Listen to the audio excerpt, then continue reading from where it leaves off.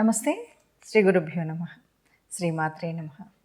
ఆదిత్యాయ చ సోమాయ మంగళాయ బుధాయ గురు శుక్ర శనిభ్యే రాహువే కేతవే నమ.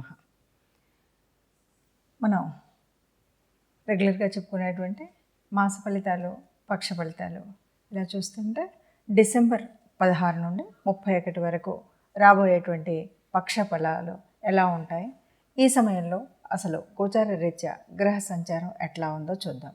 గోచార రీత్యా గ్రహ సంచారం 16 నుండి 31 వరకు కనుక చూస్తే మనకి మేషంలో గురువు, ఇక కన్యలో కేతువు, తులలో శుక్రుడు. ఇక నిన్నటి వరకు అంటే 16కు ముందు వరకు రవి కుజులు ఇద్దరూ కూడా ఒక చోటు ఉండి కుజుడు కొద్దిగా అస్తంగత్వం అయినటువంటి స్థితి ఉంది.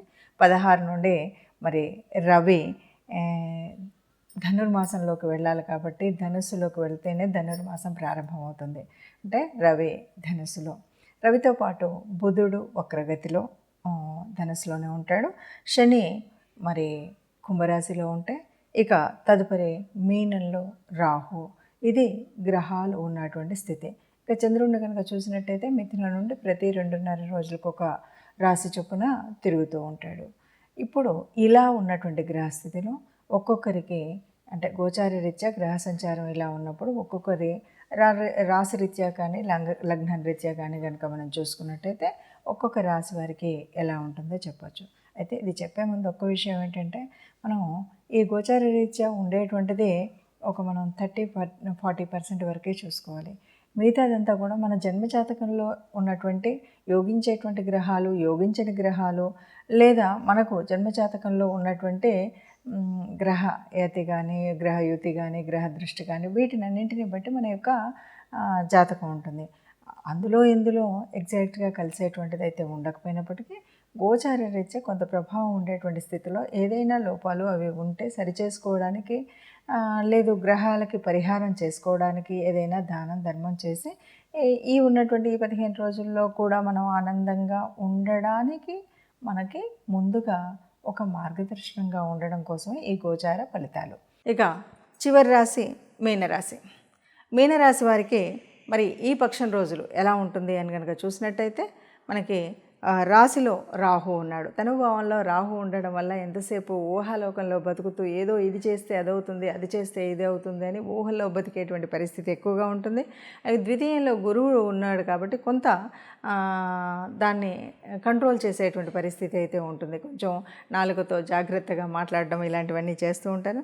ఇక సప్తమంలో కేతు ఉన్నాడు. సప్తమంలో కేతు అంత మంచిదని అయితే చెప్పడానికి లేదు. ఎందుకంటే భార్యాభర్తల మధ్య చిన్నదానికి ఏదైనా చికాకులు గొడవలు వచ్చేటువంటి పరిస్థితి ఉంటుంది. అష్టమంలో శుక్రుడు వల్ల ఉండడం వల్ల ఆరోగ్యం బాగానే ఉంటుంది. 9 నవమంలో కుజుడు ఉన్నాడు. నవమంలో కుజుడు ఉండడం వల్ల కొద్దిగా తండ్రితో కానీ గురువుతో కానీ మాట పట్టింపు వచ్చేటువంటి పరిస్థితి ఉంటుంది. పూర్వీకుల నుండి కానీ ఇంకేదైనా మనకి ఏమి వచ్చేటువంటి అవకాశం ఉండదు. 10లో మరి బుధుడు వక్రించి ఉన్నాడు, రవి ఉన్నాడు. 10లో రవి ఉండడం వల్ల గవర్నమెంట్ ఉద్యోగాల్లో ఉద్యోగం చేసేటువంటి వారికి చాలా బాగుంటుంది మీనరాశి వారికి. అట్లాగే 12 వ్యయభావంలో శని ఉన్నాడు కాబట్టి కొద్దిగా మనం ఎవరైనా సరే మనకు డబ్బులు ఏదో ఆరోగ్య రీత్యా వీటి రీత్యా ఖర్చు అయ్యేటువంటి అవకాశం ఉంటుంది.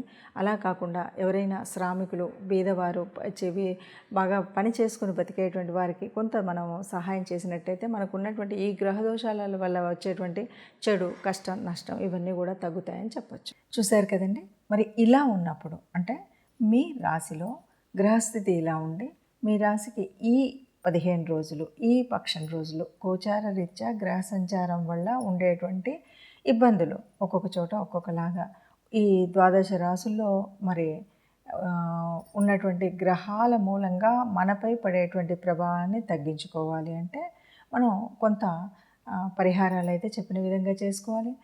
అలాగే పరిహారాలతో పాటు అందరం కూడా అంటే ఇది పూర్తిగా ఇలాగే ఉంటుందా అనేటువంటి ఒక బెంగ మాత్రం ఎవరు పడకూడదు. ఎందుకంటే ఇది ముందు నుండి మనం చెప్తున్నటువంటి ప్రకారంగా గోచార రీత్యా ఈ రకంగా కోటానుకోట్ల మందిలో ఇది మనకు కనిపిస్తుండేటువంటిది.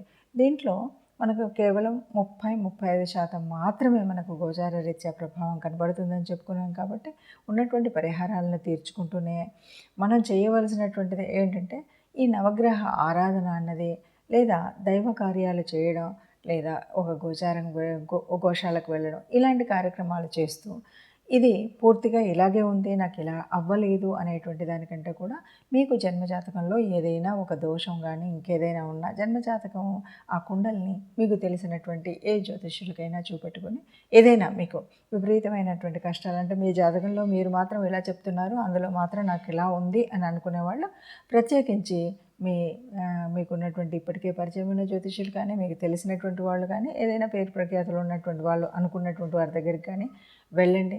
దానికి ఉండేటువంటి చిన్న చితక పరిహారాలు ఉంటాయి, పరిహారాలు తెచ్చుకోవడం.